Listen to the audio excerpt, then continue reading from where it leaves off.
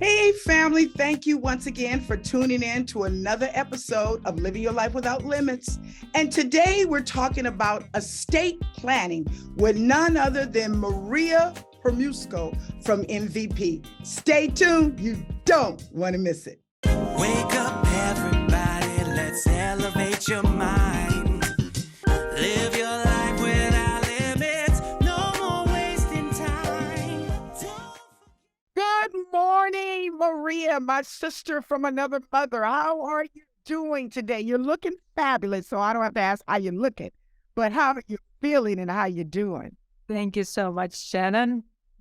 You're taking from a gorgeous lady as you are. Thank you for compliments. Doing well. Excited to share the information news with your listeners. As usual, very appreciative of what you're doing for the whole community and all the communities that you cover. Thank you for that. Well, thank you. And what I love so much about what you do, and we're going to dive right into this, and I want all the viewers and listening audience to please take some notes on something. Maria is an expert attorney as it talks about estate planning. And I have enjoyed her on the show not one time, not two times, multiple times, and she's been out to fairs really educating the community about the importance of estate planning. And in full disclosure, I had a trust and now getting my own stuff updated after meeting Maria to make sure everything is solid and to the benefit of myself, my company, and my family. So that is honest. I'm not bringing someone that I'm using her services myself. And we have a special thing we're going to talk about at the end. But Maria, once again, thank you. But for people that are not familiar, I want to kind of take it back a little bit and do a little bit of early education because people don't know what they don't know, right? Tell us, what is actually estate planning and why is it important for us, whether we have money or not, to have this preparation done? Indeed, more than 70% of Americans don't have any estate plan. It seems like a conspiracy theory. The government or, institutions are hiding the information. That's my personal take on it. That's why I'm trying to use any possible avenues to spread the information. So what is an estate planning? People don't know. Estate planning, basically, you as a person, as a head of the family, as a business owner, as a parent, as a pet owner, as a child, whoever, it doesn't matter what capacity you're in, you have to take in your own hands your future of yourself, of your family, of your business, of any people that you love, and your organizations that you want to donate to, or with anything. Because if you don't have a plan, if you don't have that estate plan, it means the government has the plan for you.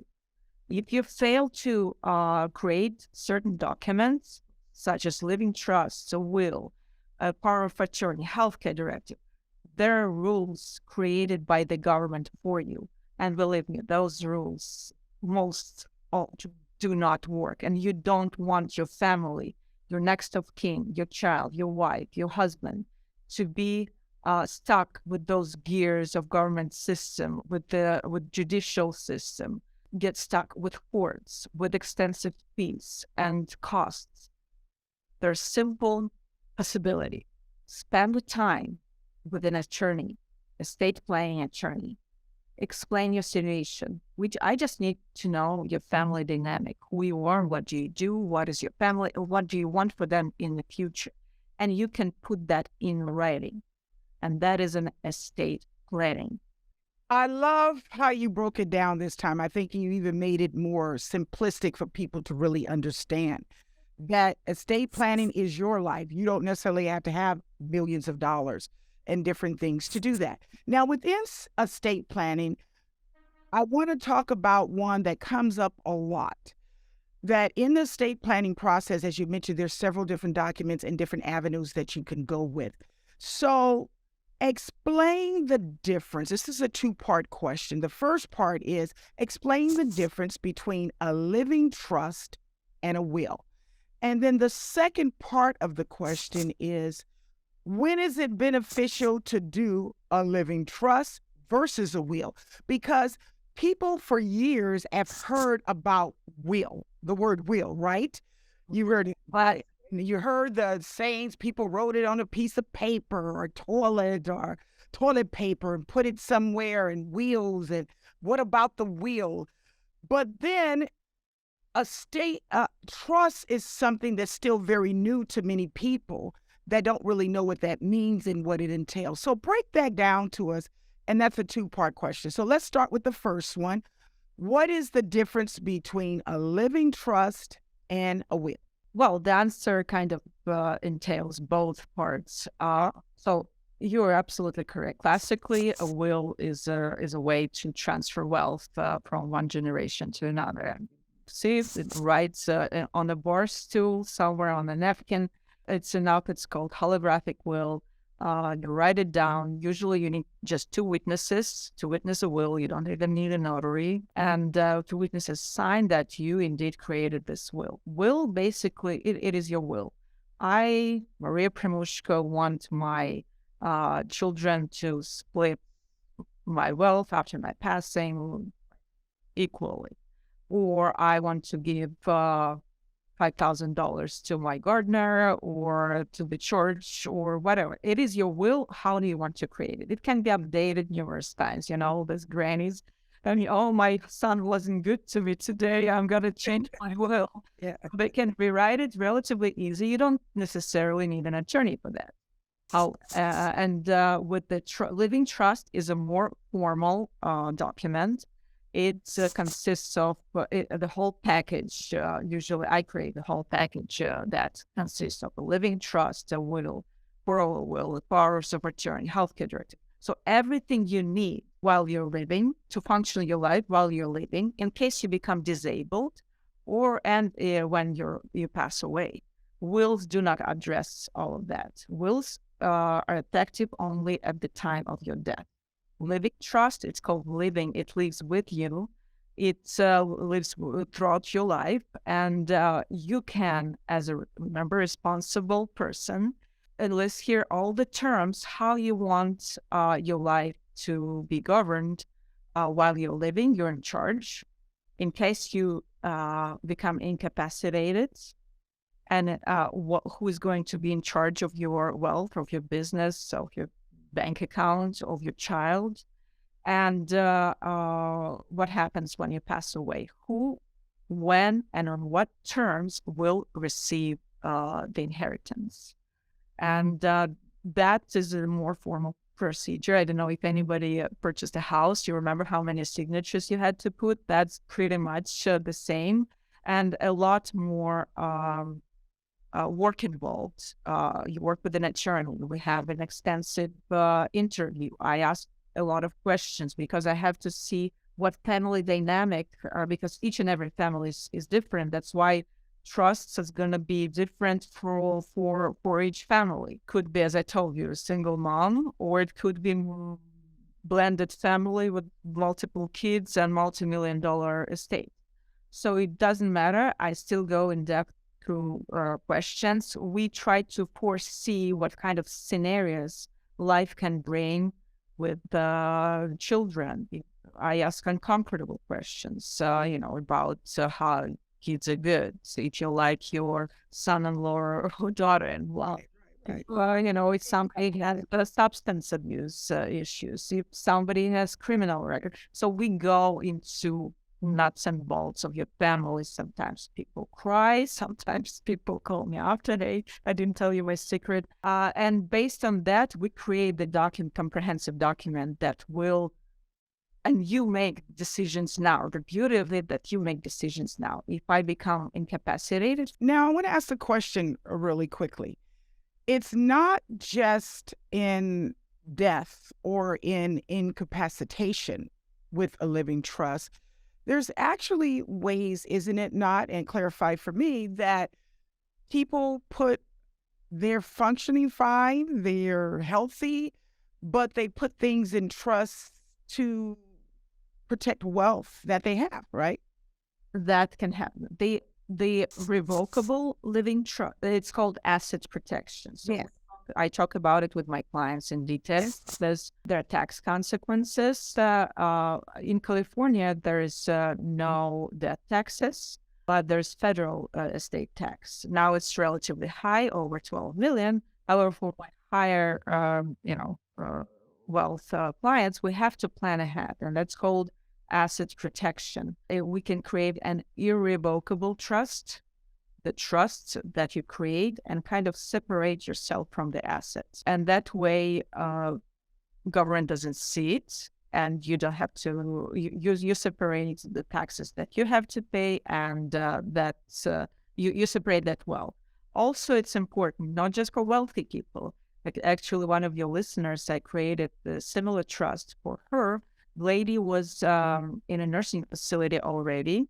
They just recently sold the house. And of course, she ended up with bulk of money, hundreds of thousands, and at the nursing facility. She couldn't qualify for Medi-Cal, and she didn't have any source of income. It's just Social Security. And with this bulk of money, she wouldn't be able to apply for Medi-Cal. So when I stepped in, what we did, we created an irrevocable trust. We took this money. There is a special formula. It's not easy to fix. It takes time. But we were able to separate this money from her. Actually, when I spoke with her, it was her decision that she wanted her children to have some kind of inheritance. She had a plan that she worked all her life, paid all the taxes, and now she has to spend it all on her extended care just because it was bad timing on selling a house and she got into a nursing facility. So we're very thankful, and we were able to save this hard-earned money for her kids and for necessary. It's interesting that you tell this story.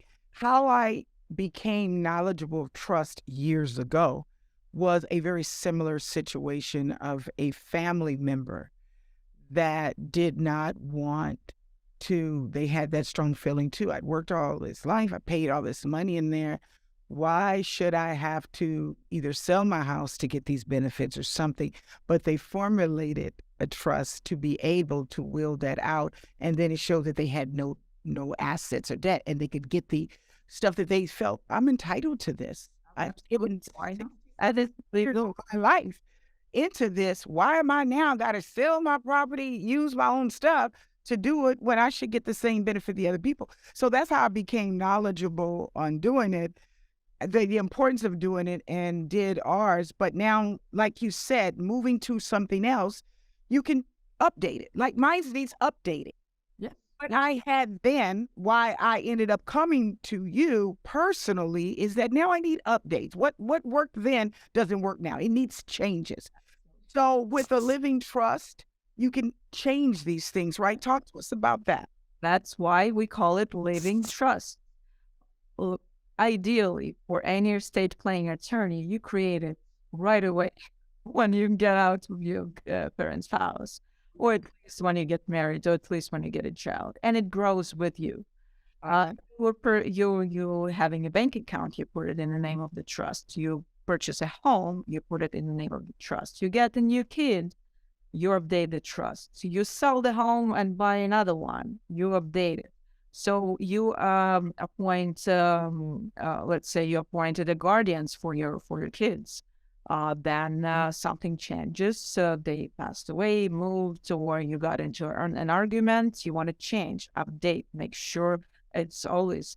That's what. But again, I don't trust my clients all the time. Very few are on top of their heads and call me for updates or ask me, should I do anything? I made this change. Sometimes it's not necessary. So I do call my clients in about 2 years, 2.5 years, say, how are you? Any new kids, new wives, new houses, whatever. Tell you what's going on. And then we decided we need an update.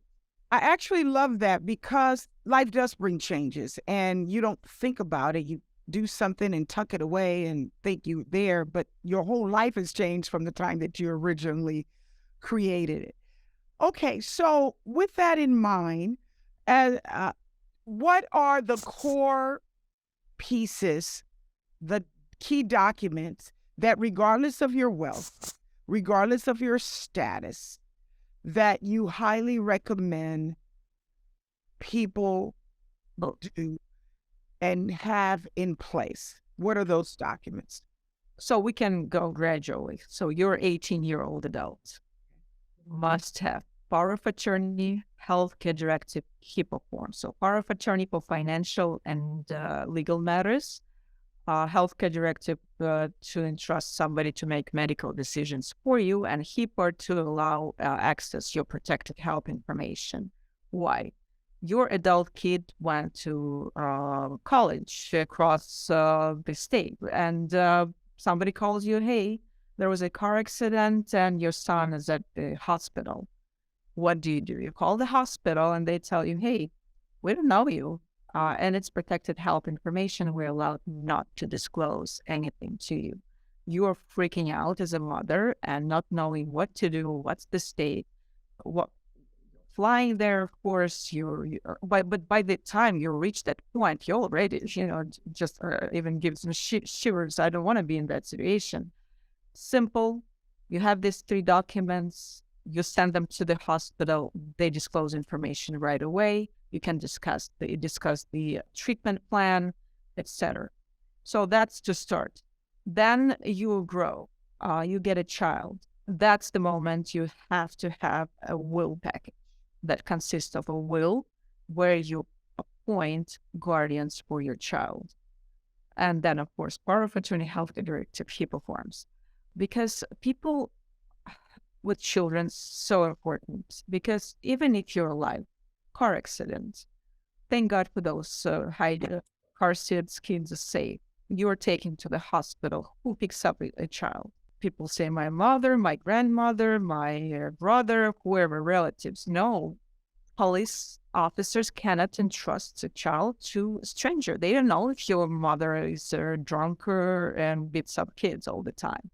So, but there could be a simple temporary guardianship at your glove compartment, at the school, at the daycare, and that's easy. That peace of mind. Everything I'm doing is trying to make sure that people have peace of mind. There's enough to worry about in a life, and life can happen at any time. Accidents, illnesses, sudden deaths, anything that can happen, and it's better to have. So you have a child, then you grow, your family grows, you purchase a home. So anytime your estate grows up to more than 160,000, you have to have a trust and put all the terms in here, especially if there is a real estate, if you have a house. Because everything under 160,000 can be, if you pass away, can be resolved within informal probate proceedings. But if your estate is more than 160,000, then we have to open a full-blown probate process, Which can take years. Yeah. So, So we didn't get to that. So why definition distinction between wills and trusts? Also, if you have a will and your estate is more than 160,000, there is going to be probate. Will merely gives a judge an idea who you wanted your money or wealth go to. That's why if you hear on TMZ or People's Magazine of celebrities dying, and if you hear all the details, how many wives, children, millions they have, it means there was no trust. Hopefully there was a will. And if you don't hear anything, then their attorneys did a good job and created a trust. Everything remains within family. Everything is protected. No probate is necessary. you're surprised, not to interrupt you, you're very surprised these people with money and success that die. You hear it all the time. And kind of, not that it's good or not, but you kind of understand people that are struggling. They say, well, I don't know how.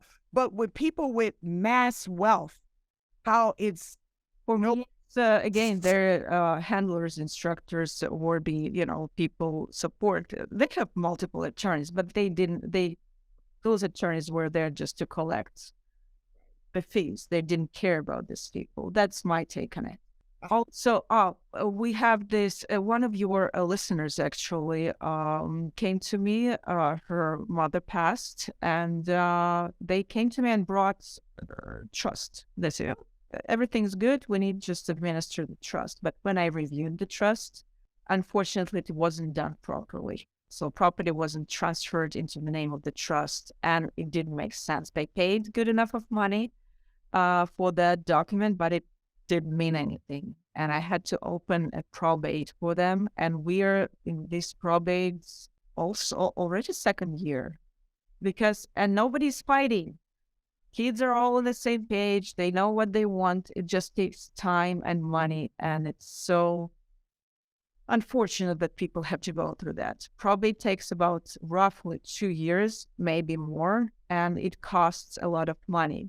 For example, if people pay me, let's take, like they have standards, they have a house and some pro accounts, about $1.5 million estate.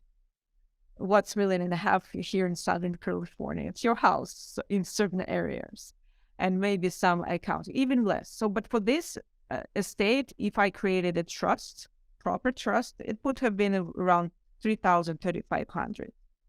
Now in probate, I will make a little less than $30,000.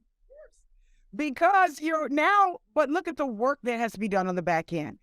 I cannot emphasize to anyone under my voice right now or looking at this, what I love so much about Maria is that she truly, truly cares about what she's doing. She's passionate about it.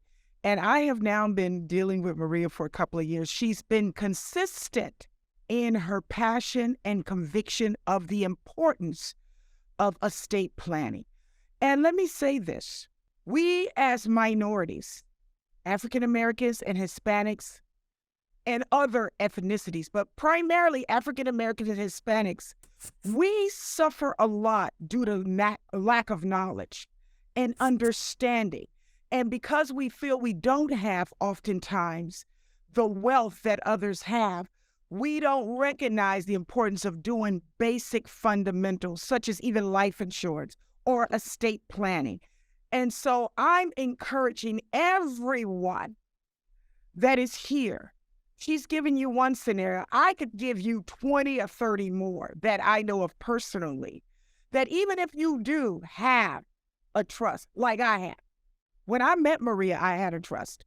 But after listening and interviewing her, I went and had a consultation with her.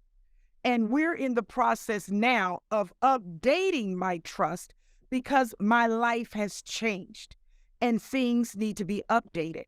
So whether you have one already or you don't have one, it is important that you get this done. And nobody else coming or going that I would personally recommend than Maria, an MVP, because I know her intentions and her motivation behind it is not to do gain, but to really, really inform and educate and make sure that people are made whole, not only in life, but their wishes are honored in death. And before I let her finish, I want to tell a really quick story. A very, very good friend of mine who was a well-to-do man, but he was a teacher who was passionate about it. And many years ago, he died, and he left a mutual trust between him and the wife, and that at the end of her death, certain things were supposed to happen, and the wealth was supposed to be divided. He had children, neither one of them had them together.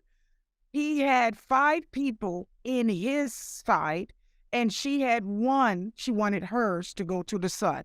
It was supposed to be 50% divided, all assets, all things liquidated, and 50% of it was going to go to her son. After both of their deaths, whoever died last, and the other 50% of his, he had 5 people he wanted to go to.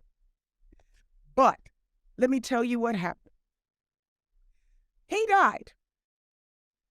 All the people got the letters. You know what happened?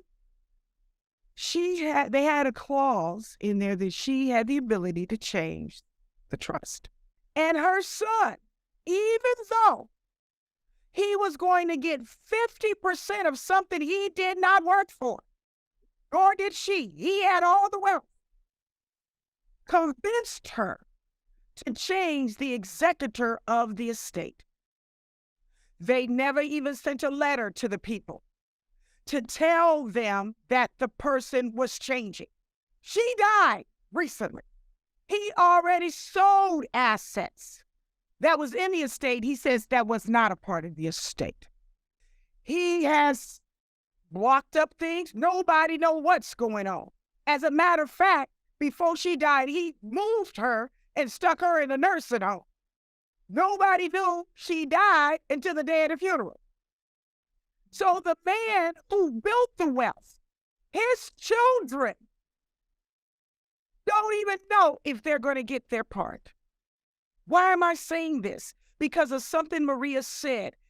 That trust was not done properly. Had they had a Maria at that time, there would have been no way that this son could have manipulated, changed the executor, sell assets, and the man who built the wealth, own children, may not get anything. Yep.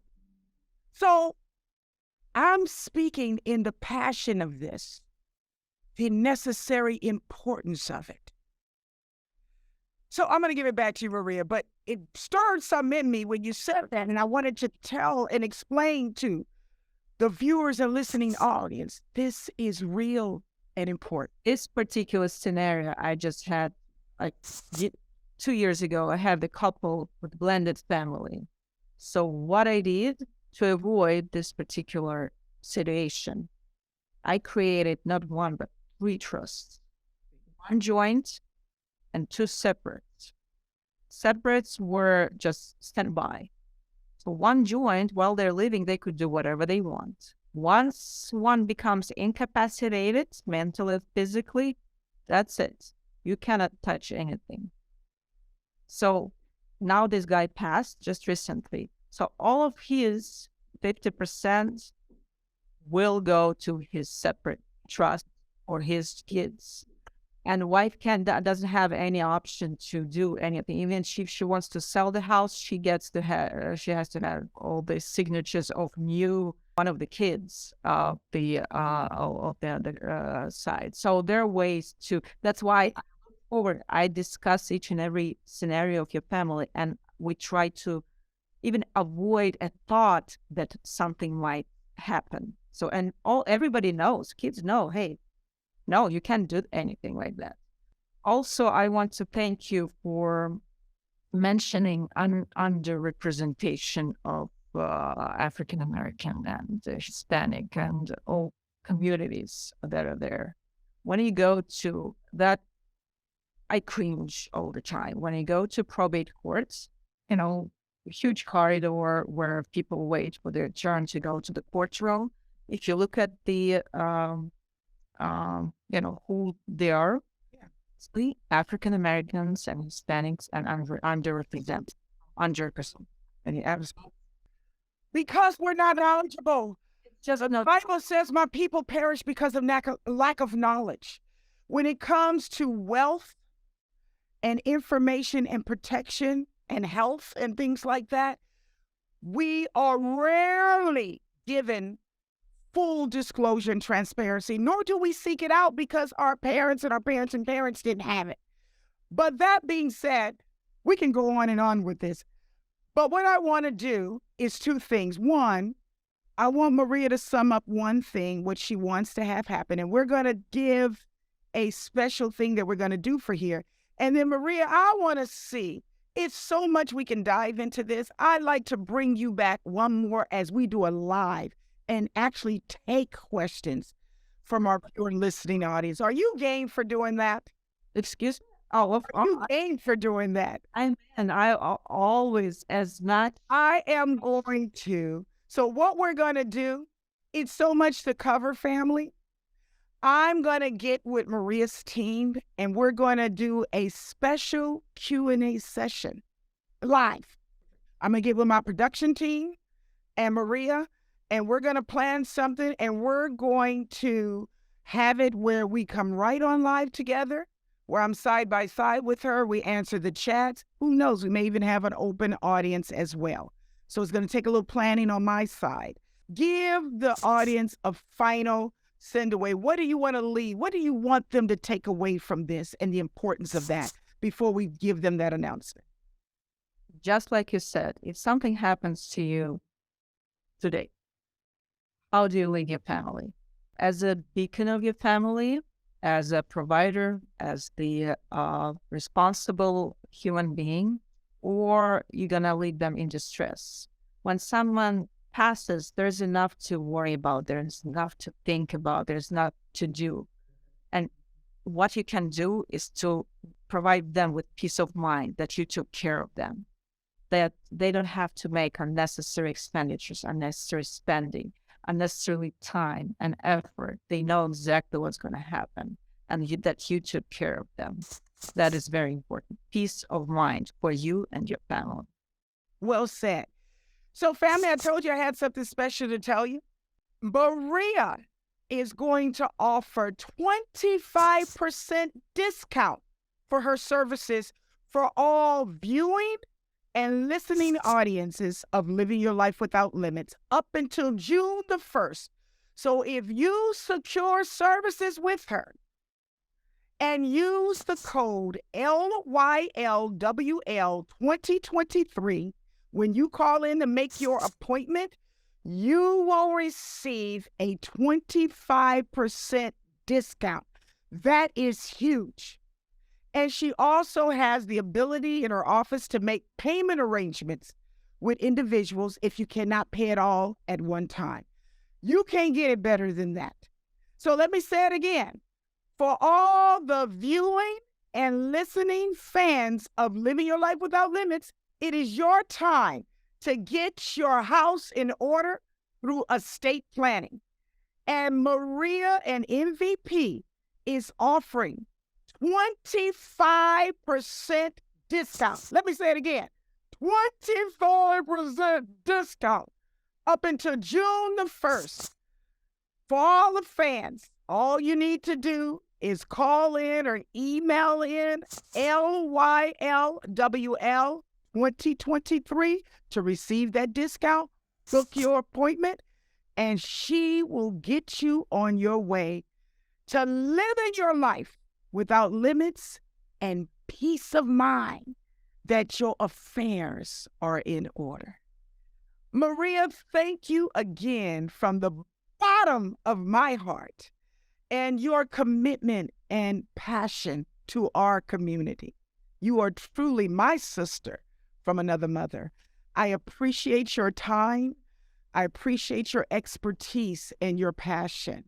And I want the phones, you to come back and tell me that they're ringing off the hook because now is the time. And as I close today, family, love yourself enough to do this not only for you, but for your loved ones. And make sure things are left as you want. This is your time for your final hours to make sure your requests are being made known. And you put people over things that's going to follow through. And Maria will make sure it won't be no funny business going on. And as I sign off, and I often do, remember, family, to what? Love yourself. Take care of yourself, because guess what? You are absolutely worth it. Thank you for tuning in, and I'll see you next week. Bye. Thank you so much.